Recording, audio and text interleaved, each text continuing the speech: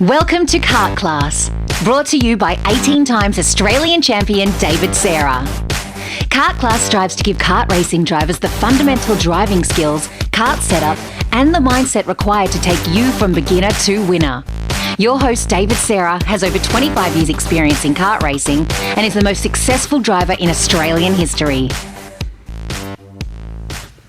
G'day guys, and welcome back to Kart Class, where we give you all the tips and tricks to help you move up the field and go from beginner to winner. In today's episode, we're going to be chatting about apexes and how to identify where the apex is, talk about an early apex, a late apex, to give you the best possible run around the corner and the exits as well. So obviously it's quite a crucial part to being a fast racing driver, whether that's from kart racing, as you're moving through the categories when you're looking at open wheel race cars, your stock cars, your supercars, all the way through to Formula One.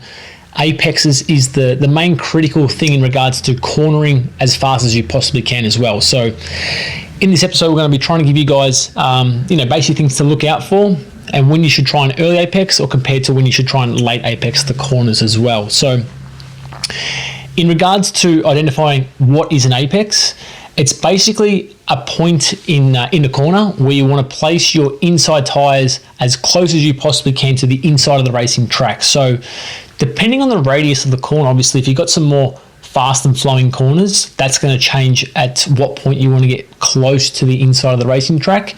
If it's quite a tight corner as well, you might find that you want to turn a bit later and hit the apex a little bit later on, so that can give you a better possible exit as well. So again, looking back at our first episode in regards to racing lines, you're trying to, again, look ahead for where that dark line is on the track, and you're going to see at some points the karts are naturally going to turn in earlier, and then at other times you're going to say, oh, hang on, looks like the karts are almost missing the entry to the apex or into the corner, but it's turning quite sharp as they get further around the corner as well. So they're the sort of corners where you're going to be later apexing it. So when it comes to our apexing, it's generally the middle of the corner is when you want to get your inside wheels closest to the inside of the racing track.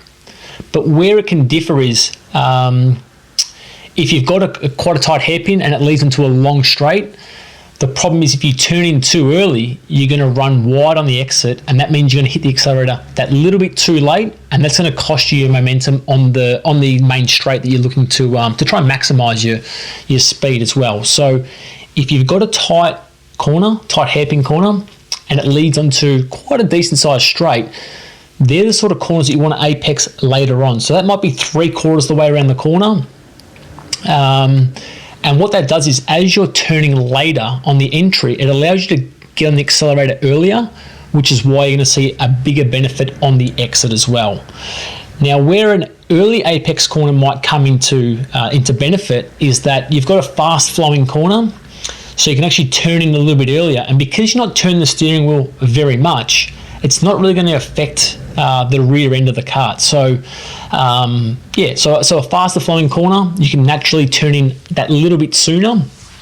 Again, you've got to try and realise if the back end is sliding on the way around the corner, then you may possibly be turning in a little bit too early. And like I said, with your later apexing corners, it's generally on the tighter corners, because if it's a fast and flowing corner, you're turning in too late, you're just leaving a massive door open for another competitor to pass you, which is obviously what we're trying to minimise. We're trying to drive the fastest possible line, but also not give opportunities away to other drivers that we're competing against as well on the racing track. So again, apexes are very critical in regards to even the camber of the circuit. So again, it's quite hard to explain it over a podcast, but when you're looking at some circuits, they're very flat. They're sort of like a bit of laid concrete, so it's nice and flat. And then you're looking at some cambered corners, so thinking towards like a NASCAR circuit, when they're sort of going into those domes, those speed bowls, how they're going to be lower towards the inside of the circuit and higher towards the outside of the circuit. If there's ever any instances where you've got a cambered corner, naturally the camber of the corner is going to pull the kart around the corners a lot easier as well. So you can also take that into account. If you've got a corner that's off camber, so the inside of the racing track is higher and then the outside of the track is actually lower, they're sort of corners that you can actually turn in a little bit earlier, because if you turn too late, you're trying to almost turn up a hill almost, even though it's not sort of up a hill and it's not going to be exaggerated as much as I'm trying to explain it. But if you get stuck out wide and you're sort of falling off of the camber, it makes it harder to try and turn towards getting towards that apex.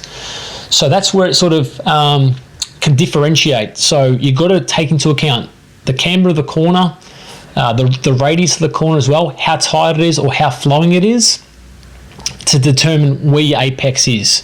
Now, like I said, the earlier your apex is generally going to be the later that you're going to hit the accelerator. On fast line corners, you might just take them flat out regardless. And on a later apex corner, you can generally turn in a little bit later, but gas it earlier as well. So that's where you sort of got to try and think about where you can gain the most possible time on a racing lap to see how much you can actually, to gain on your lap time and not also leave the door open for other karts to be able to sit underneath you. So that's a little bit about our apexes for today. Like I said, we're going to be trying to do as many of these podcasts as we possibly can to give you guys the racing knowledge that you need to improve your kart racing and to see you move throughout the field as well. So if you've got any questions or any subjects that you guys want to learn more about, please feel free to hit us up at kartclass.com.au. We'd love to hear your feedback. And obviously, if you like this episode, please give us a subscribe and give us a review as well. Thanks very much for tuning in. Cheers.